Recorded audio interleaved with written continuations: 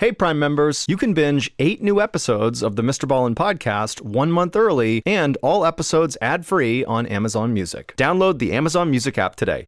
Today's podcast will feature 2 horrifying stories that both take place out on the open sea. The audio from both of these stories has been pulled from our main YouTube channel and has been remastered for today's episode. The links to the original YouTube videos are in the description. The first story you'll hear is called The Perfect Bait, and it's about a fishing trip that turns into a tragedy. And the second and final story you'll hear is called The Gray Blanket, and it's about Japanese fishermen who endure a 2-week-long nightmare that would mark the first time in history humans experienced a particularly terrifying phenomenon. But before we get into today's stories, if you're a fan of the strange, dark, and mysterious delivered in story format, then you've come to the right podcast, because that's all we do, and we upload twice a week, once on Monday and once on Thursday. So if that's of interest to you, the next time the follow button is fast asleep, secretly take their phone and change their language setting to Chalcatongo Mixtec. Okay, let's get into our first story called The Perfect Bait.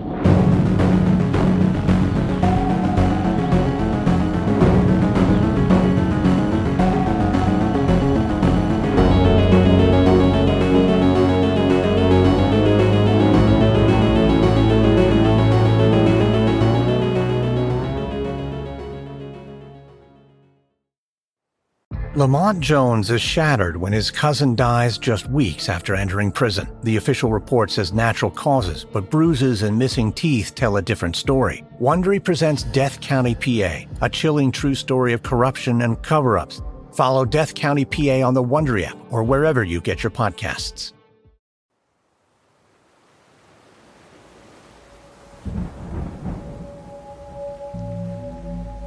At around 1 a.m. on August 27, 2000, a fisherman named Sam Watts did his best to keep his balance on the wet deck of the huge commercial fishing boat that he was working on. And as he tried to do that, he looked over at his crewmate, Michael Edwards, another fisherman, who was grabbing onto the mast as the ship rocked underneath their feet. Sam and Michael and the 4 other crew members on board this boat had just dropped their anchor 56 miles off the northeast coast of Queensland, Australia, and up until about an hour earlier, the sea had been very calm.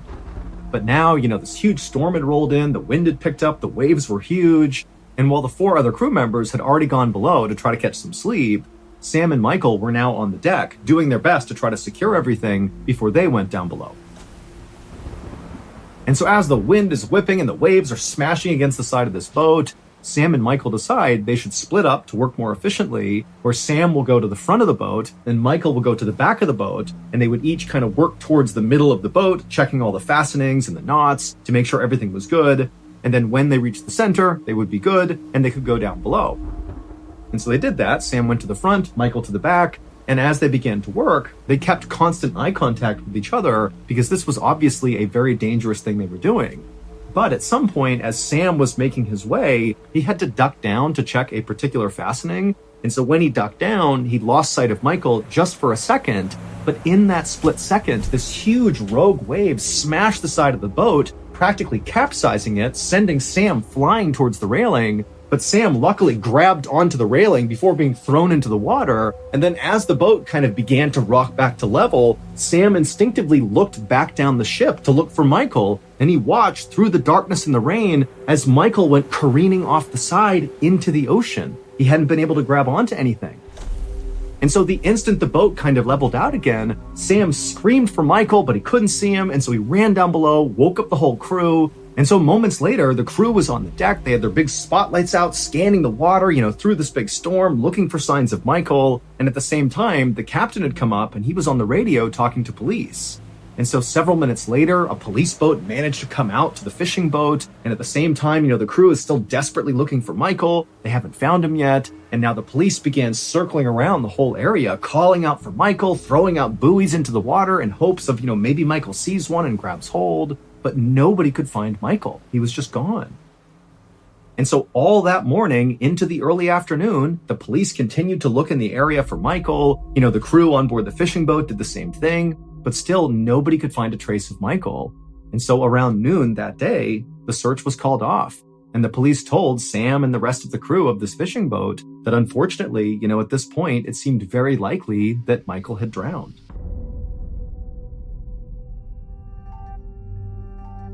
And so, of course, Sam and the rest of the crew were basically in shock. I mean, this happened so quickly. How could it be that, Michael just a few hours ago was joking around with them, part of the crew, and now he's dead? I mean, it was just unbelievable.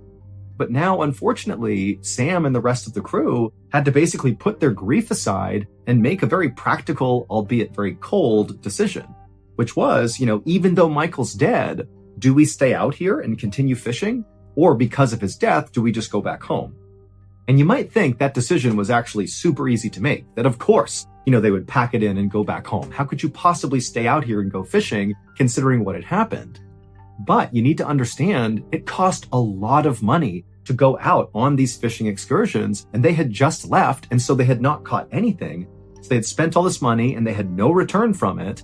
And these fishermen were not wealthy. In fact, honestly, they needed the money from this trip just to provide for their families.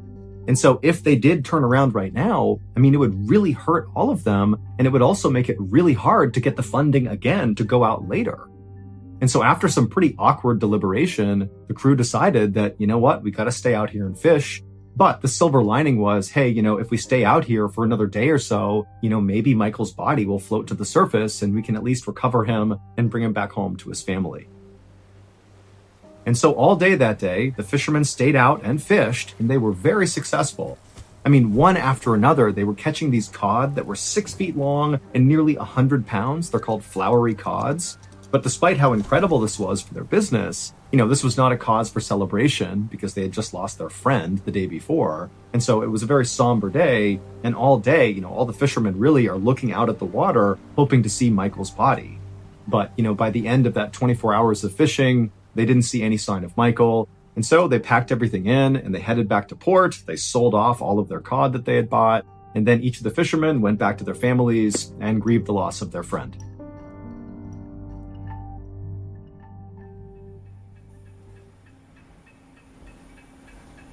A few days later, a factory worker was standing in front of a fish processing line with this huge 97-pound cod right in front of them.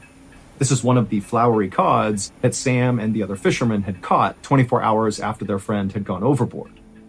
And so this worker took their knife and, like they did every day all day long, began opening up this fish.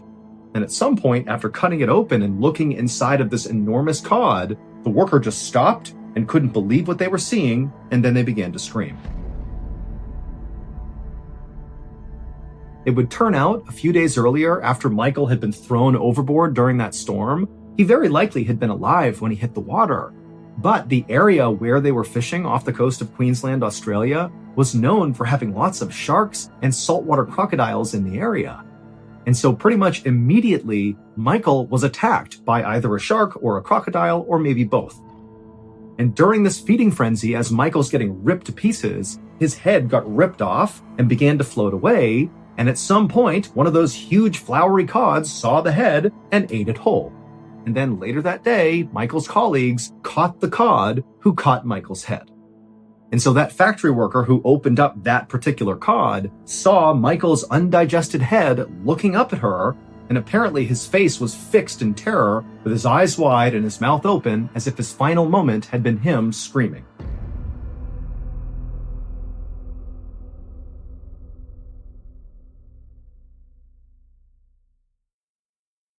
Last year, Law and Crime brought you the trial that captivated the nation. She's accused of hitting her boyfriend, Boston police officer John O'Keefe, with her car. Karen Reed is arrested and charged with second-degree murder. The 6-week trial resulted in anything but resolution. We continue to find ourselves at an impasse. I'm declaring a mistrial in this case. But now the case is back in the spotlight, and one question still lingers. Did Karen Reed kill John O'Keefe? The evidence is overwhelming that Karen Reed is innocent. How does it feel to be a cop killer, Karen? I'm Kristen Thorne, investigative reporter with Law and Crime and host of the podcast, Karen, the Retrial. This isn't just a retrial. It's a second chance at the truth. I have nothing to hide. My life is in the balance, and it shouldn't be. I just want people to go back to who the victim is in this. It's not her. Listen to episodes of Karen, the Retrial, exclusively and ad-free on Wondery Plus. Hey guys, MrBallen here. You know how I tell strange, dark, and mysterious stories? Well, I've stumbled on some strange, dark, and mysterious medical stories that really are just as wild. Like, there was a story about this woman who accidentally swallowed something that got lodged in her heart. There was a story about a guy where a tree grew in his lung. Or there was a story about this person who their skin turned bright blue. Or this town, everybody started laughing uncontrollably that lasted for months. I mean, the list goes on. And these are not urban legends. These are real mysteries that we dive into that have left doctors and scientists baffled, sometimes for years. And so that's why I created MrBallen's Medical Mysteries, a totally separate show all about these wild mysteries of the human body.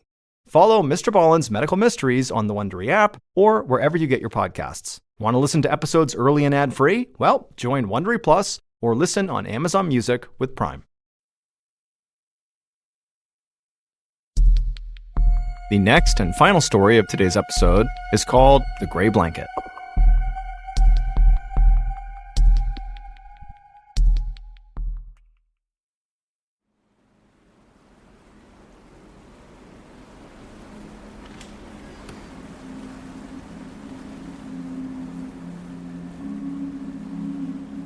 At around 1 a.m. on March 1st, 1954, a 20-year-old fisherman named Oishi Matashishi finally headed down to his bed on the lower deck of the fishing boat that he worked on, which was called the Lucky Dragon No. 5. Oishi was totally exhausted.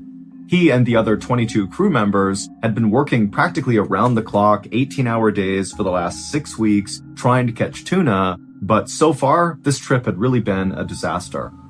They had gotten stranded on sandbars, there had been these terrible storms that had nearly capsized the boat, and then also they had lost a lot of their fishing lines when they got snagged on coral reefs.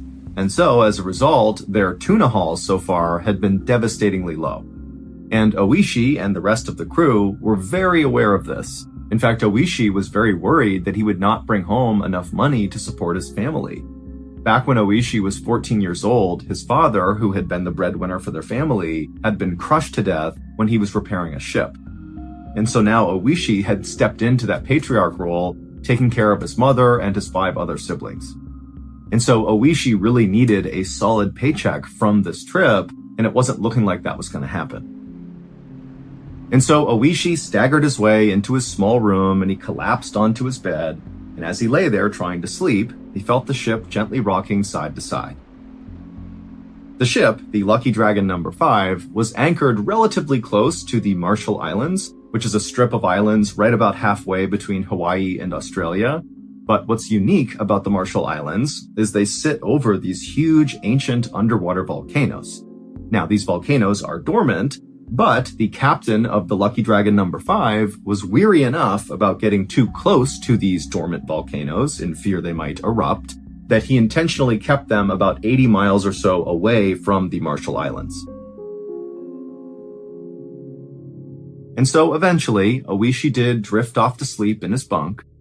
But 5 hours later, Oishi suddenly sat up wide awake because the little room he was in was now completely flooded with this very bright yellowy light. And so Oishi, he's kind of confused. He felt like it was too early for sunrise, and he checked his watch and he saw it was only 6:45 a.m. And so yes, it was too early for sunrise. So whatever this was, it was not the sun. And then when he went to the little porthole window where all this light was coming in, he had to squint his eyes, but he looked outside and he couldn't tell where this light was really coming from or what it was. But he could clearly see it was coming from the west, and the sun rises in the east. So really, whatever this light was, it was not the sun. At the same time, the rest of Oishi's crewmates who were in this room with him, they were also starting to wake up and kind of looking around like, what's going on here? And then without even saying anything, all of them just rushed out of the room and ran upstairs to the top deck to look around and see what was going on. And when they got up there, Oishi looked out towards the west where these lights were up in the sky, and he couldn't really see a clear point of origin. It wasn't like there was an obvious thing creating these lights. It was more like the western sky was just unbelievably bright and yellow and orange, and it seemed like the light was kind of hovering over where the Marshall Islands would be. And so everyone's thinking, is it possible this is a volcano eruption? Is there something else going on here? And then as the crew is just watching in stunned silence at all these crazy lights in the sky, the lights kind of began to fade and they turned blue and purple, and then they just went away and the entire crew was pitched back into darkness. And as everyone's just standing around having no idea what to make of these lights, the oldest crew member on board, who was 40 years old, he said the one thing that everybody kind of in the back of their mind was thinking about but didn't want to say. The oldest crew member just said, atomic bomb. Just 9 years earlier, the United States had dropped 2 atomic bombs on Japan to end World War II. Now, Oishi, who was Japanese, he was 11 years old at the time this happened, and it had a profound impact on his life and his family's lives, his friends. I mean, anybody who was alive when this happened, it changed everything. But as Oishi and the rest of his crew are kind of staring out to the west, which was all dark at this point, Oishi thought, there's no way this could have been an atomic bomb. Number one, World War II is over, so there's no reason a bomb would get dropped again. And 2, when those atomic bombs were dropped on Japan 9 years earlier, it vaporized basically everything and everyone in its path. And so for them to be this close to these huge lights, if that were an atomic bomb, wouldn't they too be vaporized? Like, they would not be able to see that and live. And so Oishi began to tell himself, okay, it probably was not a volcano eruption. It probably was not an atomic bomb. I don't know what it was, but we're okay. And while many of the other people on board the ship felt the same way Oishi did, very quickly the call came out amongst the crew to just go ahead and bring in the lines right now. We don't know what these lights were, but we need to head back to port back in Yaizu, Japan. And so quickly, Oishi and the rest of the crew got to work pulling these lines in and prepping the boat to head back to port. And then at some point after Oishi had done what he was supposed to do, he began walking his way down below to the galley to get some food. But when Oishi was about halfway, he suddenly heard this deafening explosion outside coming from the west where these lights had been, and immediately Oishi just jumped onto the ground, covering his head, thinking that was going to protect him. And as he's laying there listening to this unbelievable exploding sound, he's thinking, oh my gosh, one of those volcanoes under the Marshall Islands has indeed erupted. That's what's happening. And any minute now, a giant tsunami wave from this eruption is going to flip us over. We're going to get killed here. And so Oishi, as this massive exploding sound is going on, he jumps to his feet and he runs upstairs and he finds the majority of the crew that was still up there had jumped to the ground and they were just kind of protecting themselves. A couple braver crew members had stood up and were kind of looking out towards the west to see if they could see what was going on. But there were no lights now. It was just these crazy loud exploding sounds coming from the west. And then suddenly all the sound stopped, and Oishi and the crew at that point braced for what they believed was this inevitable tsunami wave that was going to hit them. But the weird thing is after the exploding sound stopped, everything was totally calm. In fact, Oishi glanced over the edge of the boat, and he saw the water was totally placid, more calm than normal. And after a few more minutes went by, and no massive tsunami wiped them all out, the crew was like, what's going on here? And so as Oishi and the rest of the terrified crew on deck began exchanging wild theories about what these lights and these sounds could have been, ranging from, again, the volcano, or maybe an atomic bomb, or some said maybe an asteroid hit the Earth. And as they're doing that, the ship captain called out again, hey, finish pulling in the lines. We need to get out of here right now. We don't know what that was. We don't know what's coming next. We gotta go. Now, for reference, pulling in these lines was not as simple as it sounded. It was kind of a long and complicated process, and so Oishi and the rest of the crew, they began doing their best to pull these lines in as quickly as they could. But when the sun finally rose in the east, the crew on board the Lucky Dragon number 5, as they looked out towards the west, towards the Marshall Islands, they began to notice these weird gray clouds forming over these islands. And as the crew began to talk about these strange-looking clouds, they noticed that despite the wind blowing from east to west, these clouds, these weird clouds over the islands, were actually making their way towards them. Basically, they were moving against the wind, which made no sense. And so as these clouds got closer and closer, the ship captain was screaming at Oishi and the others to hurry up, get these lines in, we gotta go, we don't want to wait for this cloud. But it just was taking so long to pull in these lines, and before long, these weird gray clouds had moved directly over them and blocked out the sun. It was like it was nighttime all over again. And as soon as these clouds were right above them, Oishi and the others, they just stopped and looked up. And suddenly it started to rain. Except not normal rain. It was like this weird milky substance, like gray milky color, and it was also hot. And so Oishi put his hands out and he cupped all this weird liquid in his hands, and nobody knew what it was. And then before long, the rain turned into sleet, still kind of gray and milky, and then the sleet turned into what looked like snow. And so Oishi and the others, they had their hands out still, and they were catching these weird snowflakes, but they didn't melt in their hands. They just kind of pooled on their hand and just sat there. Now, Oishi and the others were definitely unsettled by this snow, and frankly by everything that had happened that morning. They really did not understand what was going on, but there was something kind of incredible about this weird substance that was coming out of the sky.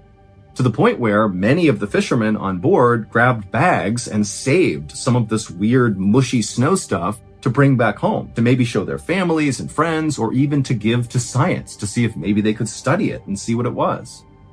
And so after Oishi and the rest of the crew had kind of gotten over the novelty of this weird snow coming out of the sky, they just got right back to work pulling in these lines. And the whole time, remember, they're getting dumped on by this weird stuff that's not melting, and it's building up on the deck to the point where they have to stop what they're doing and shovel this stuff off the deck just to continue pulling in the lines. And for hours and hours they did that, just under this weird snowstorm. And then finally, right around noon, all the lines had been pulled in, and the ship's captain turned the wheel, and they began heading towards port.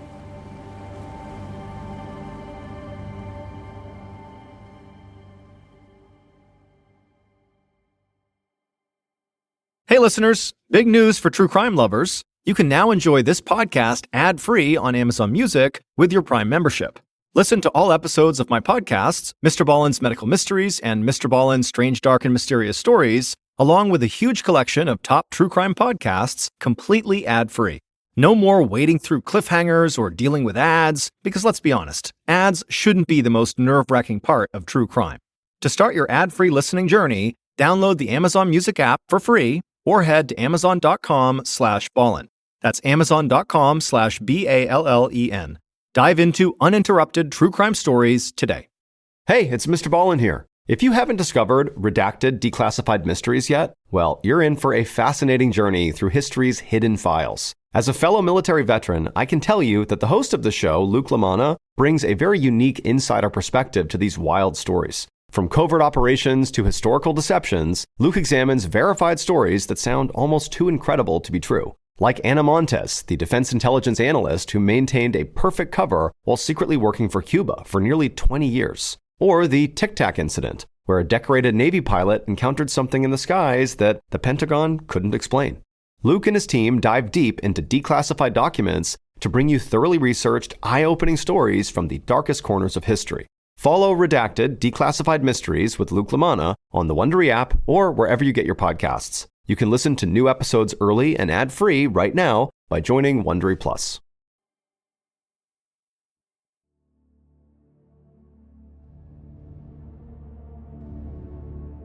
The next morning, Oishi woke up inside of his bunk on board the Lucky Dragon No. 5. It would take several days to make it all the way back to port. And when Oishi woke up, he was suddenly struck with this intense nausea.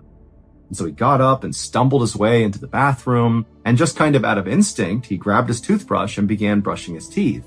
And as he did this, he had this weird feeling that his teeth felt like they were loose, that if he brushed too hard with his toothbrush, that he could knock his teeth clear out of his jaw. And then when Oishi spit into the sink, he saw there was all this blood. And so Oishi began to panic, and he opened up his mouth and he stared in the mirror to see if maybe he had lost some teeth. But his teeth looked okay. But again, everything felt wrong, and he felt so sick. And so Oishi, he left the bathroom and went upstairs to the top deck.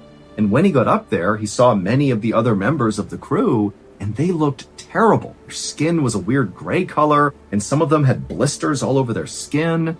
And so to Oishi and to the other crew members, it now seemed kind of obvious that whatever was coming out of the sky, that weird milky substance and that weird snow that didn't melt, clearly it must be toxic in some way, or maybe it's led to some horrible allergic reaction. And so Oishi and the others began referring to the stuff that came out of the sky as death ash. And the fishermen who had gathered up a lot of this death ash into bags to bring back home were now too scared to even touch the bags. Like, they wanted to take the bags and dump the contents overboard, but the fear of interacting with that weird death ash was too much. And so there were these bags kind of draped all over the ship that nobody went near that contained this stuff. And over the next few days that the Lucky Dragon number 5 continued its journey towards port, Oishi and the rest of the crew members continued to get sicker and sicker. In fact, on one day, Oishi was outside unfurling one of the sails, and as he was hoisting this rope, he noticed the rope was covered in blood. And then when he looked at his hands, he realized it was because his hands were basically disintegrating as he was touching the rope, like his skin was just falling apart. And then in addition to his skin falling off, Oishi's hair began falling out in huge clumps. And he was not alone. Many of the other crew members on board the Lucky Dragon number 5 had the same things going on. It was like everybody was just totally deteriorating, and they all knew it had to be connected to whatever the heck they had heard and seen when there was that explosion and the lights and the stuff raining out of the sky. They didn't know what it was, but it could not be a coincidence that happened, and now this was happening to them.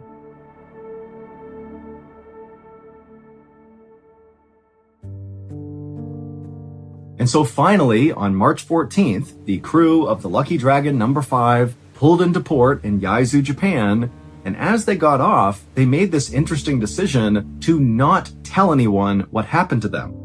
They all had this fear that, if it got out, that people knew what happened to them, that somehow they'd get in trouble. And so they all decided they would treat whatever was happening to them, but they would do it kind of secretly.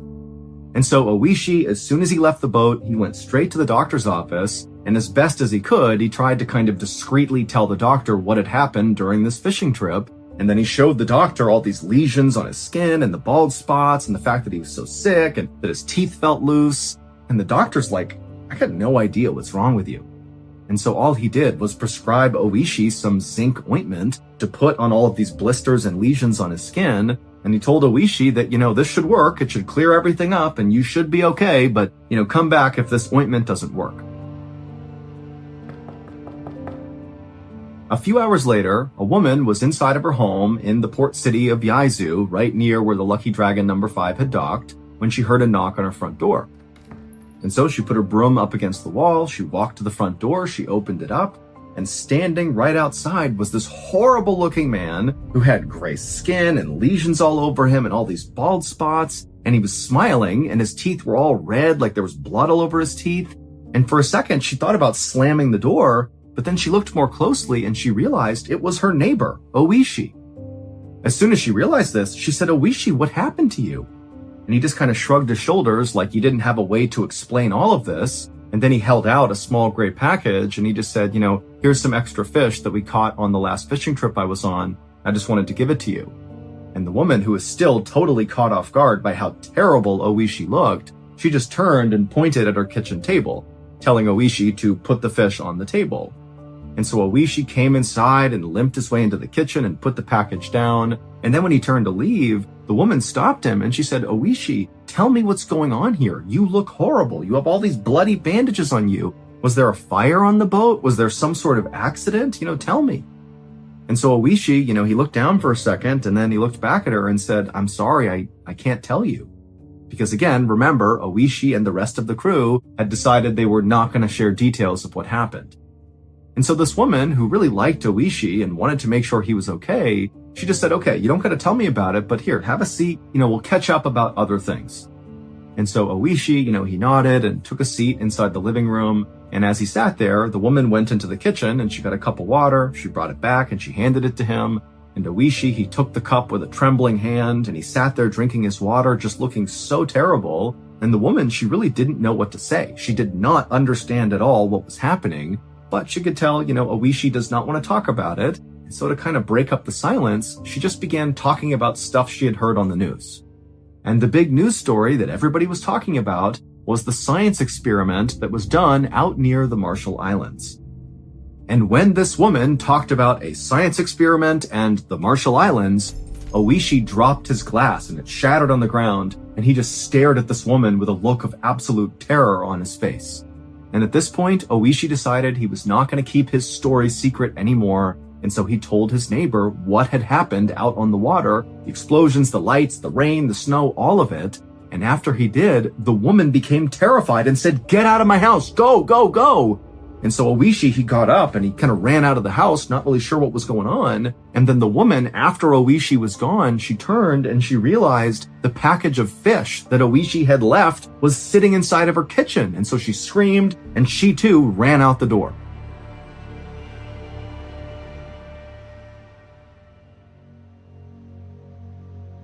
Over the next few days, more and more of the fishermen from the Lucky Dragon number 5 began to talk about what had happened out on the water, and as those stories began to circulate, they began to make the news all over the world. And as this happened, fish markets all over Japan had to shut down and destroy thousands and thousands of pounds of fish in fear that it might have come from the Lucky Dragon number 5. And the reason why everybody was so scared of coming in contact with anything that had been on board the Lucky Dragon, whether it was the fish or the people, is because on March 1st, 1954, when Oishi was suddenly woken up by the bright light outside coming from the west, and then there was that loud explosion, and then the cloud and the rain and the snow, all of that was not a volcano. It was not an atomic bomb. It was not a meteorite. It was not a fire. It was that science experiment that was talked about on the news. The US military was testing a brand new weapon that is quite possibly the most lethal weapon ever made. It's called a hydrogen bomb, and for reference, hydrogen bombs are 1,000 times more powerful than atomic bombs. Now, they detonated this hydrogen bomb far away from all of civilization. However, the Lucky Dragon number 5 was just close enough to this explosion that the crew on board the ship became the first humans in history to experience something called fallout, which is when deadly radioactive particles from this explosion get thrown up into the sky from the blast, and then they rain down on you like snow. That weird material they were feeling that they called death ash, that's the fallout. It's all radioactive. And in fact, the actual material itself that was raining down on them was coral reefs. They had basically been liquefied from this hydrogen blast. They got shot up into the sky, and then that's what fell down on them. That's why it wasn't melting. It was coral reefs. And so the reason Oishi and the rest of the crew got so sick and their skin began falling off and their hair began falling off was because of their contact with this fallout, this death ash.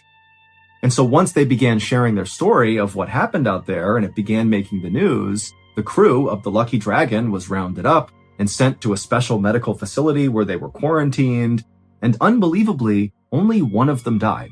He was the oldest crew member who had brought up that maybe the lights they had just seen was an atomic bomb.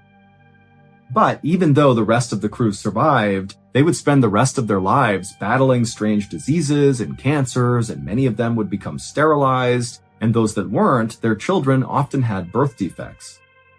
As for Oishi, he gave up being a fisherman and instead became a dry cleaner, but he wound up spending the bulk of the rest of his life being an anti-bomb advocate and author until his death in 2021, when he would pass away at the age of 87.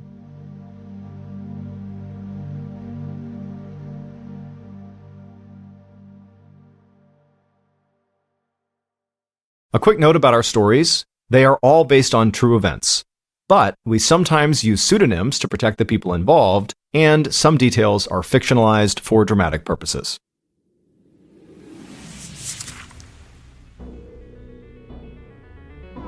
Thank you for listening to the MrBallen podcast. If you enjoyed today's stories and you're looking for more bone-chilling content, be sure to check out all of our studio's podcasts. There's this one, of course, the MrBallen podcast, and there's MrBallen's Medical Mysteries, Bedtime Stories, Wartime Stories, Runful, Redacted, and Late Nights with Nexpo. All you have to do is search for Ballen Studios wherever you get your podcasts. To watch hundreds more stories just like this one, head over to our YouTube channel, which is just called MrBallen. So that's going to do it. I really appreciate your support. Until next time, see ya.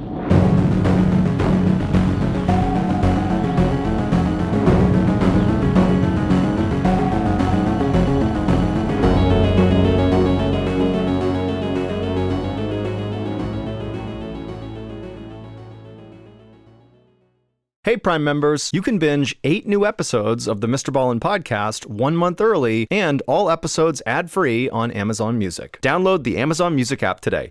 And before you go, Please tell us about yourself by completing a short survey at Wondery.com/survey.